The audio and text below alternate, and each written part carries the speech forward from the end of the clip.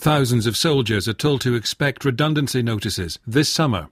This is an army in decline. Specifically, the army will no longer be used in the way perhaps it once was and will become a defence force. What soldiers think of all this, we can glean from the website, Army Rumour Service. PM's been hearing from the man who runs it. The Army Rumour Service is the UK's largest military forum. We've got about 70 or 80,000 registered users, and we're a community site for people who are either in the armed forces or have left the armed forces or who've just got an interest to kind of come along and discuss topics of interest to the military. It can be pretty irreverent, but equally there are some fairly serious bits of it, and obviously the redundancy announcement today is one of the more serious topics being discussed at the moment. And the site is always revealing of what people in the armed forces think, and it's obviously not a view that we hear expressed on the airwaves or in print very often, so it's very useful from that point of view. Now, on the day we get more detail about redundancies, I don't suppose anyone's jumping for joy, but what are they saying beyond that? There's a lack of information, not only about the specifics of today's announcements, but also what is going to happen into the future, because this is, as I'm sure you're aware, Tranche 3, and there's been two previous ones a year apart, but there's discussion whether there'll be a 4 and whether there'll be a 5. So I don't think people really know what is coming up in the future. So that's obviously one of the big concerns, especially as people are obviously trying to make decisions, and there's a suggestion that the money will be reduced, redundancy money will be reduced in future ones. So there's a lot of uncertainty out there, I guess, would be one of the things that I'm saying. And what sort of thing is missing? What do people want to know they haven't been told yet? What people would like to know is, are there going to be future rounds of redundancy? And if so, when will they be? How many people?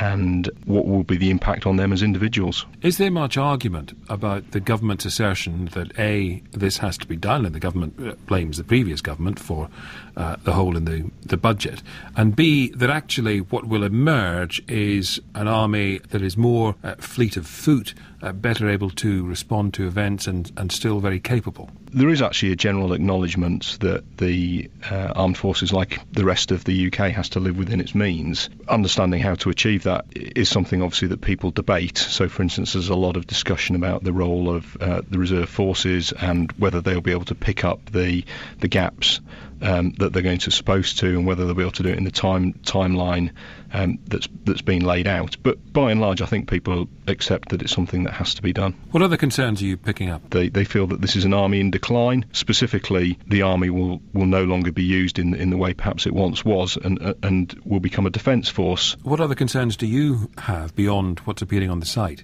Well, one of the things that I'd just like to raise is the issue of people who've been made redundant just before something called their initial pension point, which is something that happened on Tranche 2, and I haven't been able to confirm whether this will happen on Tranche 3 or not. But what is the initial pension point?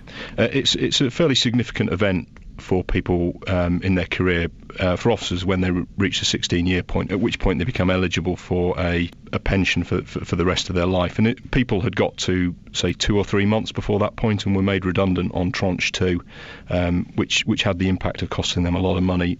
Typically these were infantry officers or some of the combat arms officers, so the people who'd really been at the front of the fighting over the last sort of 10 years in Iraq and Afghanistan. So my personal view is that that's, and it's one shared on the site, that's a pretty shabby way of treating people who've put a lot of time and effort into the armed forces.